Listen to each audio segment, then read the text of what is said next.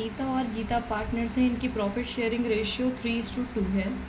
They had given loan to firm of ₹30,000 in their profit sharing ratio, यानी उन्होंने total loan 30,000 का दिया है फर्म को, लेकिन अपने प्रॉफिट शेयरिंग रेशियो में, यानी इसका 5 हिस्से करें तो 3 हिस्सा दिया है सीता ने और 2 गीता ने। अभी देखो मैं लिख के दिखाऊंगी तो आपको समझ में आएगा। और ये लोन इन्होंने दिया है 1 अक्टूबर को, यानी अभी इन्हें 6 ही महीने हुए हैं लोन दिए हुए। तो हमसे कहा जा रहा है कि पार्टनरशिप डीड में कोई इंटरेस्ट ऑन लोन की बात इन्होंने नहीं करी है। तो आप बताइए कि क्या क्या इंटरेस्ट पेएबल होगा। तो हम देख लेते हैं जी। अब पार्टनरशिप डीड के अंदर कोई बात हो चाहे ना हो, लेकिन हम जानते हैं ये बात कि इंटरेस्ट ऑन लोन एक चार्ज होता है और वो 6% पर एनम के हिसाब से चार्ज किया जाता है। ठीक है जी।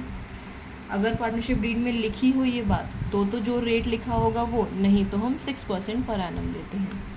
तो अब क्वेश्चन नंबर 7 के अकॉर्डिंग अगर मैं इस लोन की बात करूँ कि जो लोन था वो टोटल 30,000 रुपीज़ का था, अभी लोन की बात हो रही है, ठीक है। टोटल लोन कितना था? 30,000 रुपीज़ का। इसमें से सीता का कितना और गीता का कितना?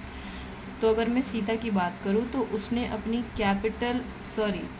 प्रॉफिट शेयरिंग रेशियो में दिया है ना, तो प्रॉफिट शेयरिंग रेशियो है 3:2, यानी 3/5 इसका और 30,000 में से 2/5 इसका।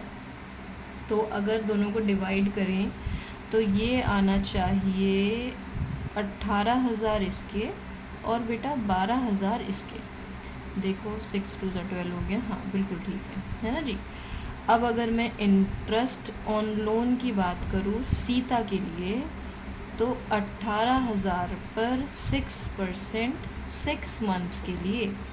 ऐसे ही अगर मैं गीता की बात करूँ तो 12,000 पर 6% 6 महीनों के लिए।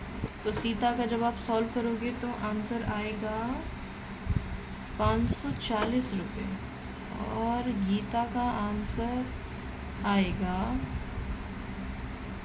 360। बिल्कुल ठीक, क्योंकि यहाँ से ये कैंसिल हुआ 2 टाइम्स, ये 3 2 0 से 2 0 गए और ये आ गया मल्टीप्लाई करके। ठीक है बेटा, तो ये था हमारा क्वेश्चन नंबर 7।